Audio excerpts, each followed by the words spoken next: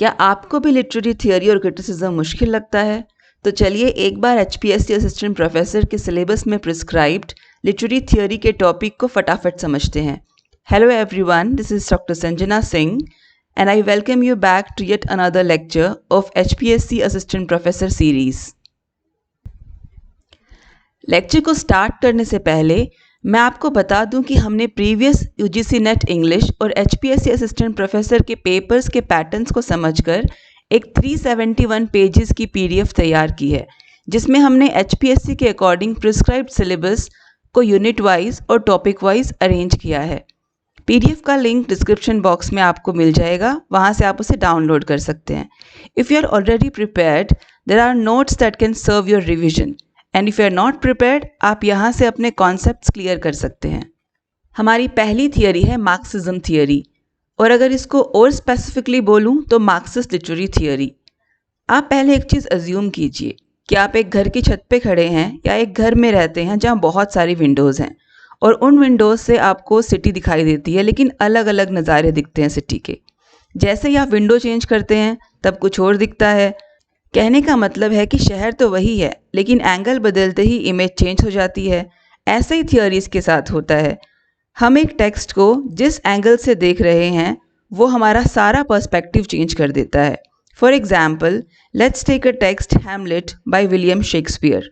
अगर मैं हैमलेट पढ़ते हुए अपना सारा फोकस हैमलेट के एडिपल कॉम्प्लेक्स, डिप्रेशन और इनर कॉन्फ्लिक्ट पे लगा दूं, तो मैं हैमलेट को जिस एंगल से या लेंस से देख रही हूँ वो लेंस है साइको एनालिटिक थियोरी।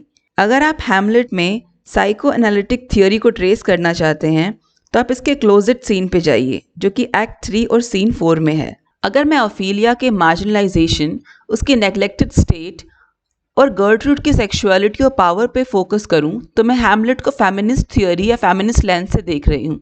अगर आपको हैमलेट में फेमिनिज्म ट्रेस करना है तो आप बेस्ट जो सीन है वो ओफेलिया का मैडनेस सीन है, जो कि एक्ट 4 सीन 5 में आपको देखने को मिलेगा। अगर मैं हैमलेट के time period, Elizabethan values, renaissance world view, monarchy, revenge, ethics, बदले की भावना, इन सबको ट्रेस करने की कोशिश करूं, तो मैं हैमलेट को न्यू हिस्टोरिसिज्म के लेंस से देख रही हूँ या जज कर रही हूँ। हैमलेट में न्यू हिस्टोरिसिज्म देखने का जो बेस्ट पार्ट है वो है ghost speech in act 1 scene 5। अगर मैं class struggle, political power, court के करप्शन को देखूं, तो मैं मार्क्सिस्ट लेंस से हैमलेट प्ले को जज कर रही हूं।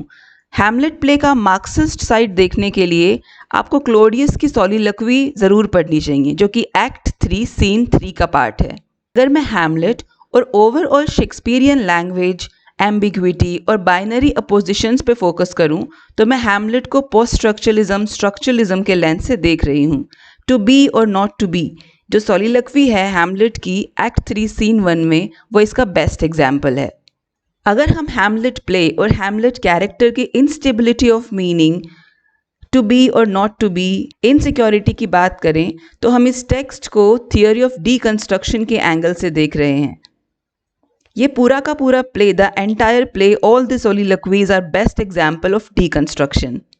अगर हम हैमलेट प्ले के डाइवर्स इंटरप्रिटेशंस, हैमलेट की मैडनेस या मोटिव्स की स्टडी करें, तो हम रीडर रिस्पॉन्स थियोरी अप्लाई कर रहे हैं। अगर हम डेनमार्क की पावर डायनामिक्स, फोर्टिनब्रेस इन्वेजन्स, असैसिनेशंस की बात करें, तो हम पोस्ट कॉलोनियल थियोरी अप्लाई करके हैमलेट को स्टडी कर रहे हैं। इसका जो फाइनल सीन है एक्ट 5 सीन 2, वो इसका बेस्ट एग्जाम्पल है। इसके बाद अगर हम हैमलेट प्ले के graveyard scene, death, nature cycle, उसके चेंजेस पे फोकस कर रहे हैं, तो हम इको क्रिटिसिज्म के एंगल से इस टेक्स्ट को देख रहे हैं। जो ग्रेवयार्ड सीन है एक्ट 5 सीन 1, वो इसका बेस्ट एग्जाम्पल है। You can understand eco criticism by reading that scene. Everyone returns to death, natural cycle की जो बात की है, death as the great leveller, ये सब उसके एग्जाम्पल हैं कि हैमलेट में इको क्रिटिसिज्म आपको बहुत जगह देखने को मिलेगा।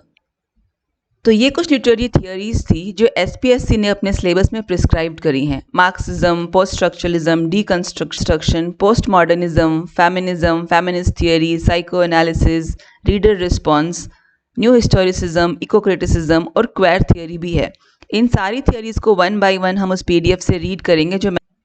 इन सारी थियोरीज को और इम्पोर्टेंट क्वेश्चंस को हम 1 by 1 कवर करेंगे।